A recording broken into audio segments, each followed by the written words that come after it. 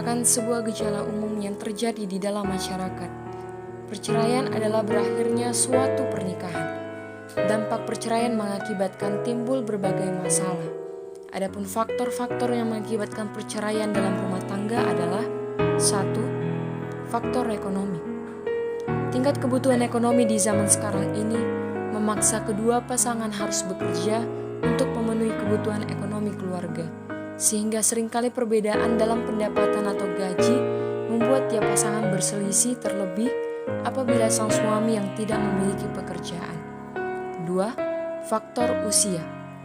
Yang terjadi dalam perceraian dalam suatu ikatan perkawinan dilakukan pada usia muda, karena mereka di dalam dirinya sedang mengalami perubahan-perubahan secara psikologis. Hal ini akan membuat kerisauan dalam membina rumah tangga yang bahagia. 3. Kurang pengetahuan agama. Bila orang yang akhlaknya atau tingkah lakunya tidak baik atau buruk, biasanya orang tersebut kepercayaannya kepada agama sangat tipis atau sama sekali tidak ada. Sebaliknya, bagi orang yang tekun mengerjakan agama atau mempedomani nilai-nilai yang terkandung di dalam ajaran agama tersebut, serta mengamalkannya untuk kehidupannya, maka tingkah lakunya akan dapat dipertanggungjawabkan. 4. Adanya ketidaksesuaian pendapat dalam rumah tangga. Persesuaian pendapat sangat penting dalam keluarga, sebab itu dapat memberikan andil yang besar sehingga dapat menjadikan pilar-pilar dasar yang bisa memperkokoh berdirinya suatu keluarga yang damai dan abadi. Menurut Kamus Sosiologi, perceraian adalah pembubaran secara hukum sebuah pernikahan yang sah sementara kedua pasangan masih hidup, sehingga mereka bebas untuk menikah lagi. Para sosiolog seperti Jacobson melihat adanya kaitan langsung antara perang dengan tingkat perceraian. Menurutnya, perang memisahkan banyak pasangan suami istri untuk jangka waktu yang lama. Keadaan memungkinkan pasangan yang berpisah lama tersebut melakukan hubungan di luar perkawinan yang sah karena faktor kesepian.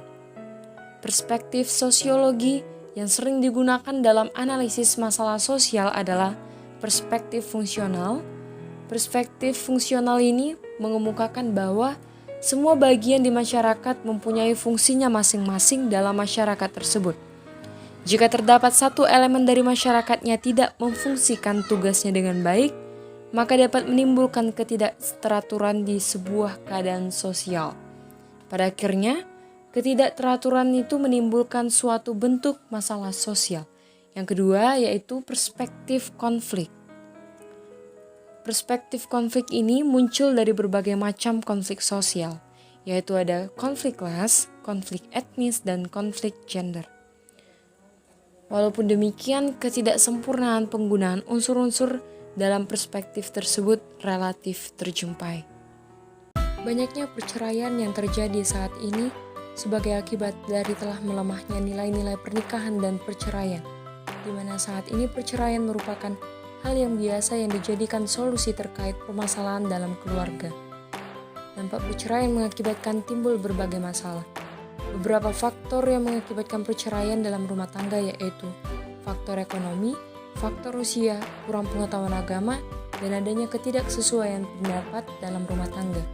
Lalu ada perspektif sosiologi yang sering digunakan dalam analisis masalah sosial adalah perspektif fungsional dan perspektif